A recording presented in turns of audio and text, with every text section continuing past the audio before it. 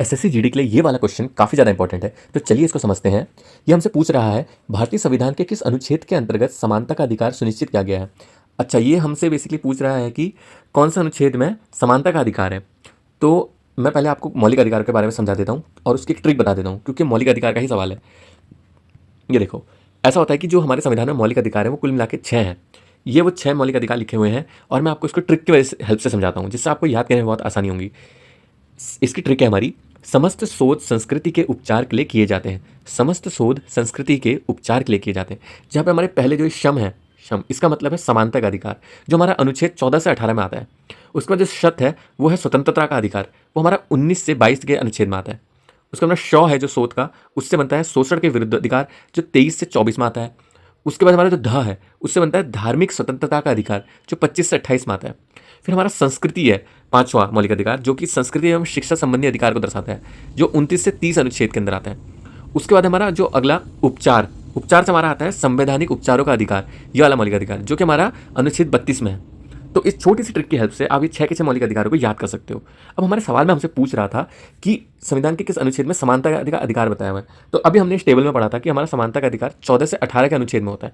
इन 5 अनुच्छेदों में 14 से लेकर 18 तक जो होते हैं, इसके अंदर हमारा समानता का अधिकार आता है। तो इसलिए हमारा ये पहला ऑप्शन जो है 14 से 18 वाला, ये इसका सही आंसर होगा। अच्छा, अब ये 14 से 18 के अनुच्छेद होते क्या हैं जिसके अंदर हमारा समानता का अधिकार आता है, यानी कि राइट टू इक्वालिटी। तो चलिए मैं आपको इसकी भी ट्रिक बता देता हूँ। तो इसकी आपके पास ट्रिक है। अच्छा, ये ट्रिक जो है ये इंग्लिश में है। अब एग्जाम में क्या होता है, इस तरह से आपको जब ये चीज़ पूछेगा कभी इनके बारे में, अनुच्छेद के बारे में, तो वो हिंदी इंग्लिश दोनों में दिया होगा सवाल में। तो अगर आपको बाय द वे पूछे 14वां कौन सा है, या तो अगर आपको इंग्लिश में उसकी ट्रिक पता है तो आप हिंदी में भी उसे आसानी से पता कर लोगे, क्योंकि इंग्लिश हिंदी मिक्स क्वेश्चन आजकल एसएससी में पूछा जा रहा है। तो चलिए हम अपने इसकी ट्रिक को समझते हैं। 14 से 18 के अनुच्छेद की ट्रिक है law removes doubt. Law removes doubt, जहाँ पे पहला लॉ जो है ये 14वां अनुच्छेद है, जिसका मतलब है equality before law. Equality before law, विधि के समक्ष समानता। उसके बाद हमारा अगला है जो डाउट्स का डी, उससे हमारा बना D, prohibition of discrimination, discrimination यानी कि भेदभाव का निषेध। उसके बाद जो हमारा ओ है, उससे हमारा आर्टिकल 16 यानी अनुच्छेद 16 बना equality of opportunity in public employment. इससे वर्ड निकल गया है अपॉर्चुनिटी, जिसका हिंदी में है लोक नियुक्ति के संबंध में अवसर की समानता। उसके बाद हमारा जो अगला है यू, यू से हमारा निकल के आता है अनुच्छेद 17 अबॉर्शन ऑफ अनटचेबिलिटी, यानी कि अस्पृश्यता का उन्मूलन।